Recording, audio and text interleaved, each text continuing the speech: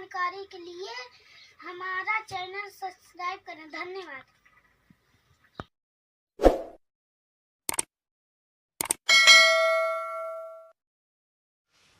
उठा और जाग्या, जाग भी गा उठने कुक्रम शुरू कर दिया। बता के जाग्या इसका अच्छा। कहते सुक्रम करा ना कोई करी तन बंदगी, फुटे तेरे बागरे। अपने आत्मा इसको दो तरीके से लाया जाता है।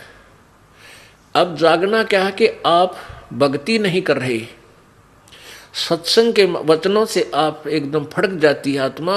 अकर तेरा गजब हो, परमात्मा तो भजना चाहिए। जीवन हमारा जीवन जा रहा है, क्योंकि सत्संग के वचन, परमात्मा की वाणी इतनी मार्मिक है, इस आत्मा को धंधेड़ कर रख देती है, इसको विवश कर देती है। तू क्या कर रही है नालायक, इस मन के चक्कर में आके, और क्या करना चाहिए था तूने। ये डले डोते असंग जन्म हो गए, तुझे अब तक आज तक कुछ भी नहीं मिला। सच्ची भक्ति करो सच्चे साहब की, उस पूर्ण परमात्मा की। तो ये पहले एकदम फड़क के उठती है, जाग जाती है, फिर भक्ति करने के लिए कहाँ चलती है। कोई मंदिर में, कोई मस्जिद में, कोई गुरुद्वारे में, कोई पहाड़ पर चढ़ गया किसी मंदिर में, वहाँ भगवान मिलेगा। तो इसको गुमराह करने वालों का अंत नहीं, क्योंकि काल ने नरे दूत छोड़ रखे हैं भ्रमित करने के लिए। अब जैसे ऊठ सवेरे हुक्का भर लिया, मान ले आपको भक्ति की लगन भी लाग गई, आप जाग गए और जाकर लेकर लोटा मंदिर में पहुंचे घंटी बजान, तो के जाग गया वो। क्या लगन लागी तुझे, वो तो उल्टे को शास्त्र विधि त्याग का मनमानी जो पूजाएं तुम कर रहे हो वो व्यर्थ है। वो तो हुक्का सा भर लिया तने, दूने पाप कर रहा है। अब वहां जाके घंटी बजाते हो, घंटी में ना जाने कितने जीव सूक्ष्म लगे होते हैं। नो मारोगे टनाटन टनाटन करा, कितने जीव मार देते हो। और वहां से लेकर मंदिर तक गया, वहां ना जाने कितने पैरों के नीचे सुबह सुबह जीव मार दिए। पैरों के नीचे कीड़े मकोड़े ना जाने कितने मारे मंदिर तक जाने में। और फिर जोड़ का जल लिया भर के तालाब से, उस तालाब में नरे जीव। कपड़े से छाया, उस कपड़े में जीव, उन्हें छोड़ कर धोया, नहाया, फिर उसमें जीव मार दिए। और पुण्य एक भी कोई ना, क्योंकि घंटी बजाने में, मंदिर में जाने से, मूर्ति पूजा ये करने से, ये शास्त्र विरुद्ध साधना होने से लाभ एक भी कोई नहीं, पुण्य आपको एक भी नहीं, निरे पाप हो गए। गीता जी अध्याय नंबर 16 के श्लोक नंबर 23 में कहा है कि जो शास्त्र विधि को त्याग कर और मनमाना आचरण करते, मनमानी पूजा करते हैं, उनको ना तो सुख हो, ना उनकी गति हो, और ना उनका कोई कार्य सिद्धि हो, ना उनके कोई सिद्धि प्राप्त हो, अर्थात यूजलेस। तो उस सच्ची साधना के करने से लाभ होगा। वो सच्ची साधना केवल 3 मंत्र का जाप है, ओम तत्सत। इसके साथ हरिओम भी नहीं लगता है, नहीं। और ओम तत्सत ये जाप नहीं है। ओम ब्रह्म का और तत् ये एक और मंत्र है। ओम और तत् दोनों मंत्र मिलकर सतनाम बनता है। और फिर तीसरा नाम एक सत जो मंत्र है, ये और गुप्त मंत्र है। ये तीनों मिलकर के फिर ये पूर्ण कंप्लीट मंत्र बन जाता है। वो तीसरा सार नाम है। ये है परमात्मा पाने की ये शास्त्र अनुकूल साधना है। इससे पाप नहीं, इससे पुण्य ही पुण्य होते हैं और पाप नाश होते हैं।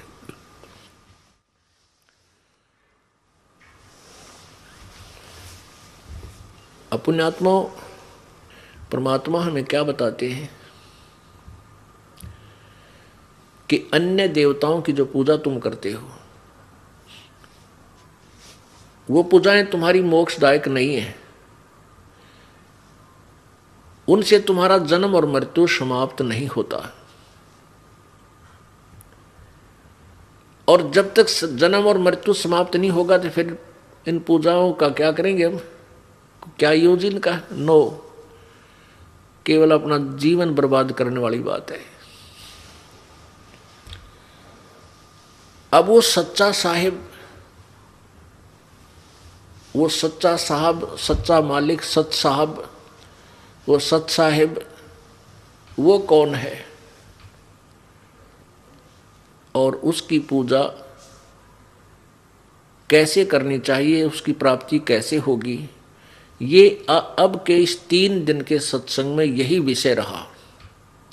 क्योंकि जब तक हमें ये नहीं मालूम होगा परमात्मा कौन है और वो कुल मालिक कौन है, सच्चा साहब कौन है, सत साहब कौन है और उसकी पूजा कैसे करनी चाहिए, जब तक हमें ये ज्ञान नहीं होगा तब तक हम डले ढोरे हैं, धूल में लठ मार रहे हैं। कहते हैं एक हाथी की पैड़ में सब जीवों की पैड़, सार शब्द जाने बिना या दुनिया मारे खेड़। खेड़ देसी भाषा यहाँ हरियाणा की। खेड़ खेड़ मारा टक्कर टकरा, कोई नून भाज रहा है बोझड़ा में का, कोई नून टक्कर मार रहा है, कोई इधर भाग रहा है, इधर रास्ता मिलेगा, कोई इधर भाग रहा है, क्योंकि सब यहाँ कैद में है, इसे निकलने के लिए प्रयत्न कर रहे हैं। लेकिन नो द्वारा का टक्कर मारने से जेल से बाहर थोड़े हो सकते, वो तो उसका प्रॉपर वे अपनाओ, को बढ़िया वकील करो और अपना केस लड़ो। कहते हैं कर ले गुरु वकील मुकदमा भारी है, ये कर ले गुरु वकील मुकदमा भारी है। अब ये गुरु रूपी वकील आपने करना पड़ेगा, टॉप मोस्ट वकील ढूंढना पड़ेगा, ताकि इस काल के धर्मराज के पास जाके तेरा मुकदमा लड़े। ये सत्कर मानना, जब आपको यहाँ से छुटवाया जाएगा, धर्मराज के दरबार में परमात्मा इस दास के रूप में प्रकट होगा, आपके साथ होगा और उसको कहेगा कि तू इसका हिसाब कर, और फिर पूरे सवाल जवाब होंगे कि तूने इसको यहाँ फंसाया है, लाया था किस लिए तू इसको यहाँ पर, और तूने के बना दिया इसका, अपना हिसाब ले और छोड़ इसको। क्योंकि जो आपको पहले मंत्र दिए जाते हैं, जो प्रथम मंत्र आपका है, ये मंत्र पूजा नहीं हमारी, या तो मजदूरी है, हम इनके ऋणी हो गए इस काल के लोक में आकर। जैसे कोई विदेश गया है और वहाँ कोई फैक्ट्री ला ली छोटी मोटी, और वह फैक्ट्री उसकी सही चली नहीं, तो उसमें क्या हो गया कि कैसे नहीं चली, उसका फिर क्या है, जैसे टेलीफोन का खर्चा था वो भरा नहीं गया, वो टेलीफोन कनेक्शन कट गया, बिजली का बिल भरा नहीं, बिजली का कनेक्शन कट गया, पानी का टैक्स भरा नहीं, बिल भरा नहीं, पानी का टैक्स कनेक्शन कट गया, तो दूना निर्धन हो गया। आप सतलोक से आए थे और यहाँ आके फैक्ट्री ला ली, इस काल के लोक में घरबारी बन बैठे, और यहाँ आपके कोई सा काम ठीक नहीं चल रहा, जो पुण्य थे इतने खत्म हुए, अब पापों का दौर शुरू हो गया। तो परमात्मा ने इस दास को भेजा कि ये दास आपको उपदेश देगा, आपसे पहले वचन करा लेता है कि ये नियम निभावेगा तो मैं तुझे नाम दूंगा, तेरा ठेके, तेरा जो है गारंटर बनूंगा, और ये नियम तोड़ देगा तो मैं तेरा गारंटर नहीं रहूंगा। अब जैसे एक गारंटर होता है जो कहते हैं भाई इसने मेरी गारंटी ले रखी है, तो ये दास, ये परमात्मा, ये दास आपका गारंटर बनेगा ब्रह्मा विष्णु महेश के पास जाकर सूक्ष्म रूप से, और कहेगा कि इस आदमी को, इस व्यक्ति को, इस आत्मा को ये सभी सुविधाएं जारी कर, और तेरा जो टैक्स है, किराया है, ये भरता रहेगा, और गारंटी हम लेते हैं, ये नहीं भरेगा तो हम जिम्मेवार होंगे। तो कहने का भाव यह है कि आपको प्रथम मंत्र दिया जाता है तो आप इसकी मजदूरी शुरू करो, इसकी मेहनत करो, जाप शुरू करो।